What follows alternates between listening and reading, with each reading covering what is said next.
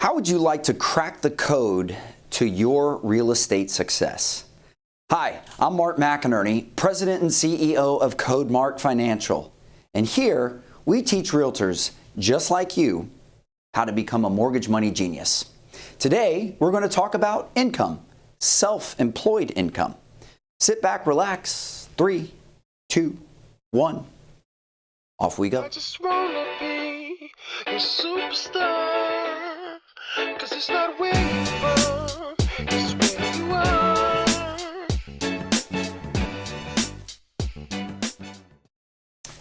All right, so welcome. So we've been talking about pre-approvals, pre-qualifications, understanding and knowing the differences. Then we discovered that there are 3 main pieces inside of qualifying for a mortgage. That was credit, down payment, and income. And we have talked inside of that as well, understanding FICO scores, understanding the different down payment amounts, and also having a few guests in here come in and tell us about their incomes, most specifically inside of W-2 incomes.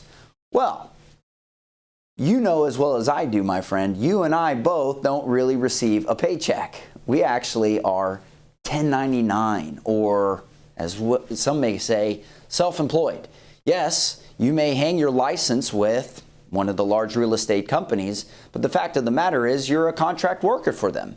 And you get, of course, the flexibility that comes with being self-employed, being able to take a ton of tax deductions, writing off all types of things like your gas and your clothing and all kinds of things if you've got a good CPA that can help keep those numbers tight inside the lines. But how does that affect us when we're trying to qualify for mortgages? Or more importantly, what if you're working with a buyer and how it qualifies them for a mortgage? You know, I'll have you consider, in this day and age, literally in this day and age, more and more people are becoming self-employed. The structure around working for corporate America doesn't lend the level of excitement and security that it used to.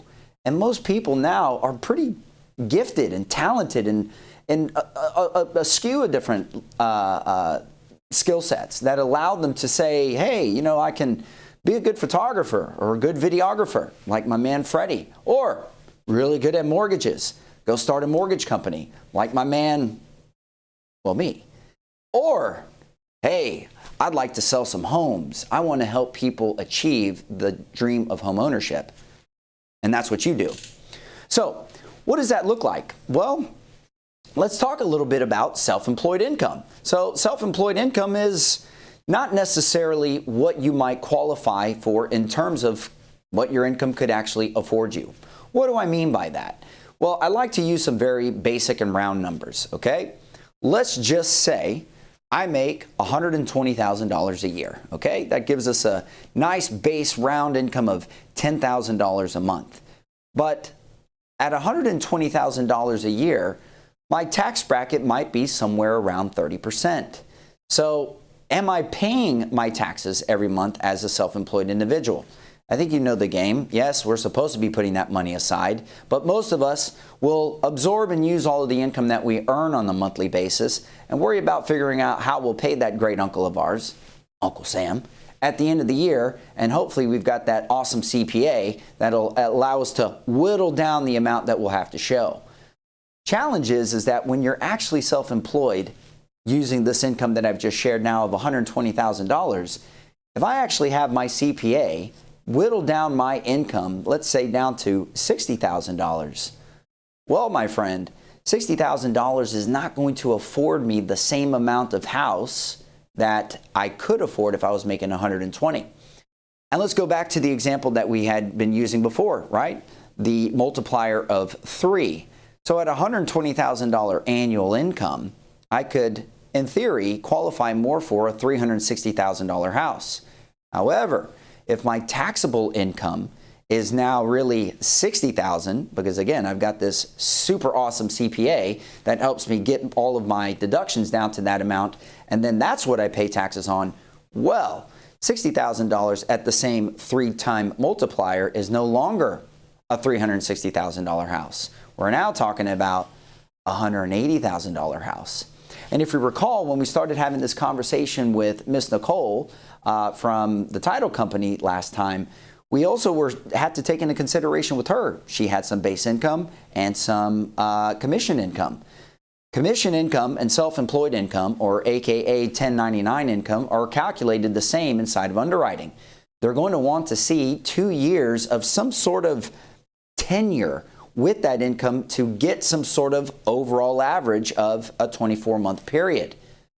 So, self-employed income can create different challenges in terms of what you think you could qualify for, and then ultimately what the underwriter will qualify you for.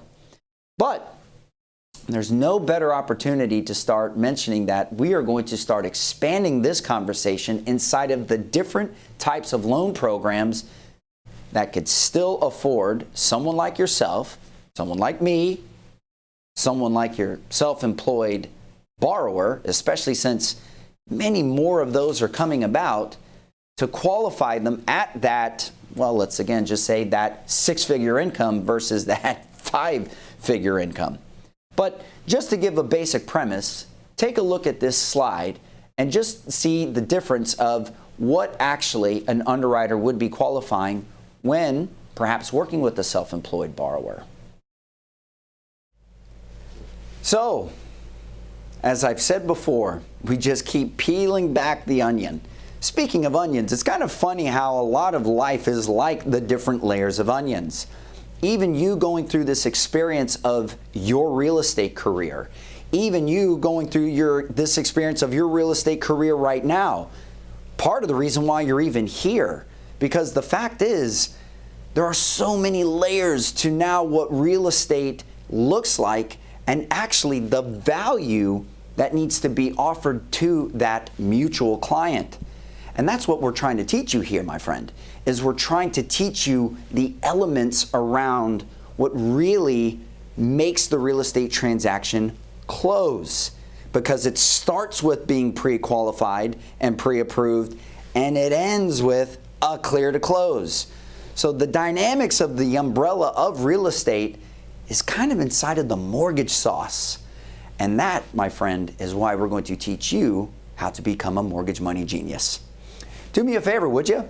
Share, like, and comment on this. And please, please keep in mind that the mortgage game is where you need to become a ninja and a superstar, because you're already a superstar real estate agent. Imagine adding the double-edged sword to your game and becoming a superstar mortgage person as well. I'm Mark McInerney, President and CEO of CodeMark Financial. That's Mortgage Money Genius.